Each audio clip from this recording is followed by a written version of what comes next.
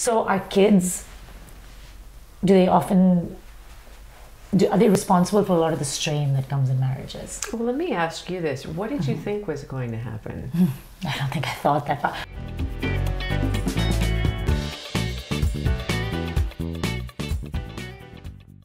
So Maryanne, the question that's been on my mind and a lot of other minds, is marriage out?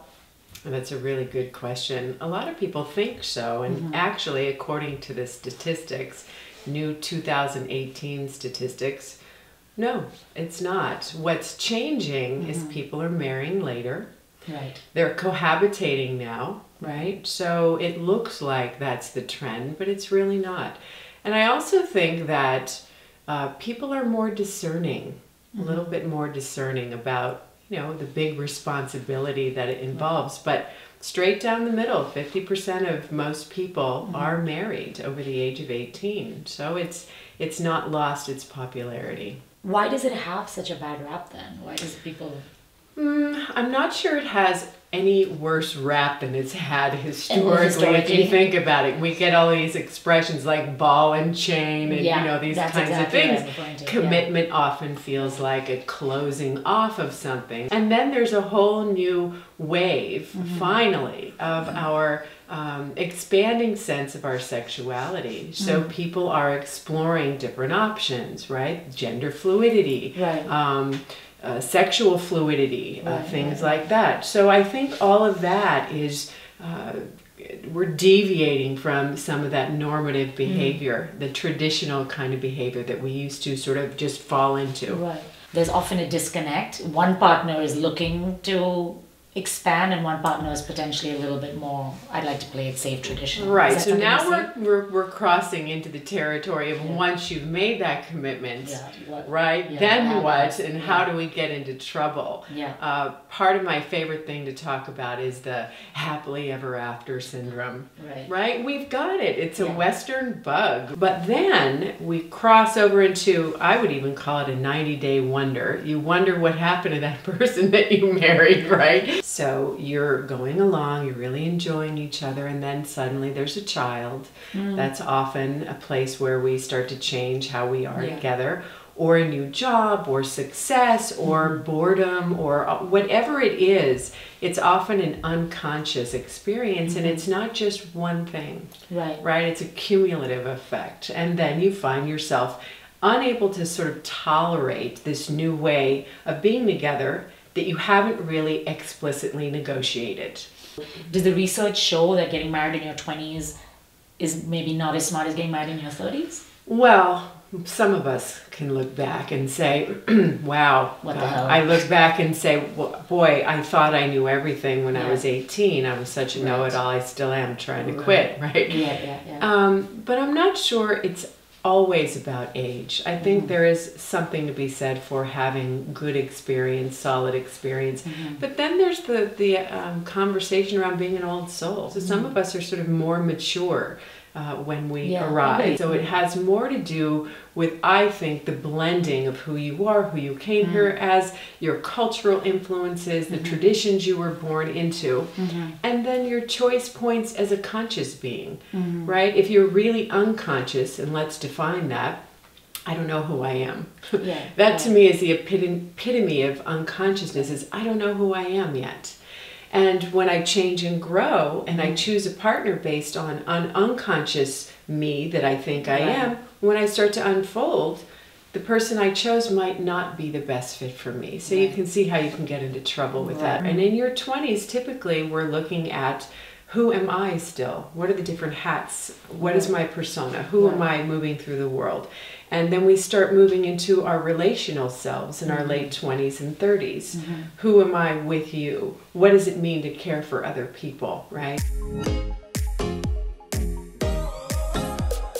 So the two things that come into conflict then for me is, one, human beings have a desire for intimacy and to pair up.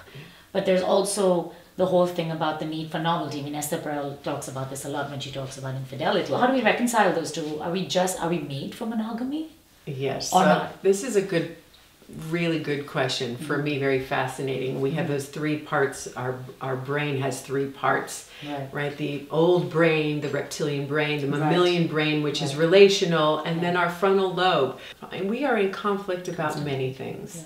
Right? I think maturity is the ability to tolerate conflict and to know which things are in alignment with our values, which ones are habitual, which ones are repetitive. For example, people often used to say, oh, I'm a man or I'm a guy and I have a different head that has a brain down here. And it thinks for itself. Might be the only head for someone. Right. Yeah, that's I've met those men. Right. So that's certainly a traditional way to think about sexual energy, that it has a mind of its own.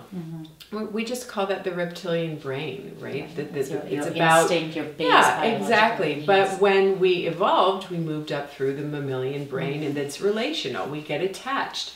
There's cultures that are, we were talking earlier about the different traditions in different cultures on how to raise family, what the importance of monogamy, what our agreements are. So the important part about this question is then we get to the frontal lobe and we start to be able to make choices in maturity. We start to feel these urges to act out or for plurality, for other kinds of experiences, but then we get to think it through. Is this important here? I've made other agreements. You know, if I want to explore all kinds of different relationships, monogamy probably isn't a good choice for me. Right. How do you manage the compromise between what you need and what the relationship needs? Ideally, I like when people front load, when they take these things into consideration. One of the things I ask couples that I'm working with is, do you have a consciousness agreement? They say, what? Right. Oh, you have a prenup, which is what you do when you fail. Well, what if you had an agreement about setting yourself up to succeed? My husband and I have an annual summit, for example. Friends of ours inspired us. So every year we sort of re-up. How is this marriage working? Are you getting what you need? What's happening for you? And it's terrifying. Yeah. It really is. So I think the most important ingredient is being able to tell the truth about who you are and what you need. And also the second piece is my definition of love is one that is very spiritual, but it feels important. And that's, I want what you want for yourself. And if we're on the same team, we're less likely to polarize. So negotiation comes in, or compromise comes in when we both want something that's really disparate, right? Like I want to go work as a landscape photographer around the world and we have 3 kids, because otherwise you end up in a hostage scenario, you know, where you feel like you're sort of, again, you are, and you're trapped and you can't grow. And I think ultimately love really wants to grow. And surprisingly, when we give each other freedom, oftentimes people don't really go anywhere. They just want to know they can, right? So what, according to you, are the key ingredients for successful long-term relationships? Oh, there's 3 that I can think of right off the top of my head. The foundation, trust, respect, being an enlightened witness. You're going to say, what do you mean by that? What is that? It means being able to and having the capacity to be devoted to someone else's personal growth and journey. It means being devoted to and having the capacity to be in support of someone else's growth and personal journey. But in order to do that, you again have to be a very evolved person yourself. I don't know about very evolved. I think somebody who's interested in being awake and staying awake. But trust and respect are just the main 2 pillars, right? If I don't trust you, how can I be vulnerable? So how do you build trust then? Because it's not as easy as dating for a couple of years and walking down the aisle. My favorite thing, I have emotion, is watch what people do. No, watch what people say and what they do and make sure they match. And that takes time. It's a time story. And trust isn't infallible. Sometimes we do things that makes are, you know, that we have to come to terms with ourselves, and we need to learn about trust. So it's an ongoing journey. Yeah. Respect, another pillar that's so important. What does that even mean? Respecting someone. It's not necessarily like reverence, but it's kind of close. It's really honoring that person for who they are, the journey that they've traveled, for who they're being in the world.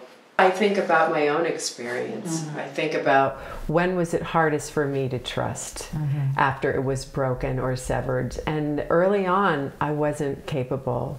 I wasn't able to rebuild the trust in some of my relationships. It wasn't until many years later that I had the capacity for compassion, to understand this person didn't personally come out to hurt me. They had their own wounds. I think this is a conversation about maturity. Understanding that we're human, that we aren't perfect, that we do make mistakes. And then we have this line. The older I get, I say there's a certain boundary I have about certain things. That it's not that anything's unforgivable, it's just that where do I want to be in relationship to that person? There are some ruptures that are big. I think time can heal, and other people being devoted to wanting that same healing is essential.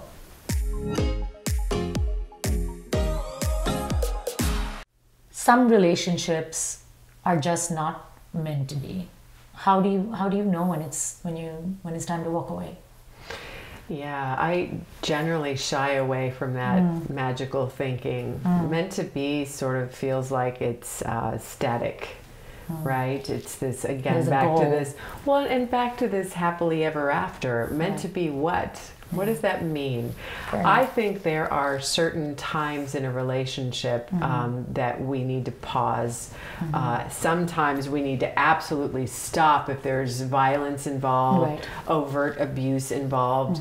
But if they're the more subtle, more difficult places, then sometimes we say, maybe it's just not the best form for us to be in this relationship. This form it's not serving either one of us in some way. Let's see if we can change the form.